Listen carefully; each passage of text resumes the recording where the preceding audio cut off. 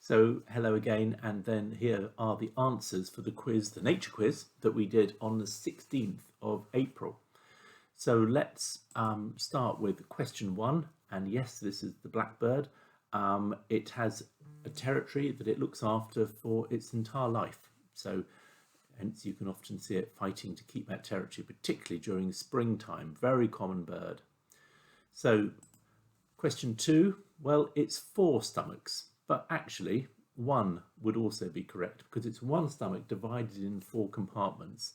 And you can see there the rumen and the reticulum and the other parts of the stomach that deal with the food in a different way. And often the one that creates the cud, which is all the mixture of saliva and the grass, all comes up and they chew it again, all froths out of their mouth, and then it goes back down again. But it's incredibly well designed so that they get as much nutrition from the grass itself. So the next one is question three, and that is toad. Almost correctly called toad spawn, but actually toad eggs. Huge length, sometimes 3 to 4 meters. That's, I think we're about 1.8 meters tall, and you can see how big that is with 3,000 to 6,000 eggs. And then they kind of little tadpoles, and tadpoles is the term used for both frogs and for toads.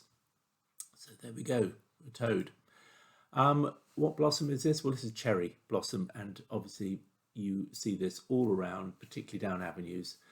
Some of the blossom is actually from cherry trees with cherries, and some of them are flowering cherries. So these ones tend to be the more profuse in their blossom, but can look absolutely spectacular. This is white dead nettle, so you don't get stung by it. So you could actually walk around and in bare feet and pick these up, and they actually won't cause any problems at all. They are also very nutritious, and they can be added to soup and salads.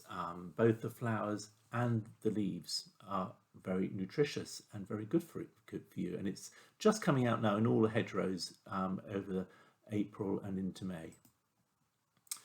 Yes, and this is the wren. Incredibly loud song for such a small bird, and it was voted number 4 when we did the national bird on the voting. So the trill is the thing that gives it away. At the end of every song is that little trill, and if you play it again back in the questions, you'll be able to hear that, and then every time you hear it in the woods, you'll hear that trill, you'll know what it is. This was slightly more difficult, and it's called garlic mustard, or Jack by the hedge, and it is actually very garlicky. When you actually crush the leaves and smell it, you'll smell the garlic. It can again be used in cooking, and it has been, and for salads again and soups, and particularly when you get the smaller leaves. And funnily enough, the leaves come out, the nutritious leaves come out in September. So the flowers are in April, and then the new leaves, because it's a biennial, in other words, it's every 2 years for the plant. Number 8 is the dandelion, and the seeds get carried away in the wind. Again, a dandelion is very nutritious. Both the stem and the yellow is a rich source of antioxidants, vitamins, minerals, fibre. Dandelion soup, again, is something which has been well remembered. So all of these hedgerow plants have got nutritious value and are very safe.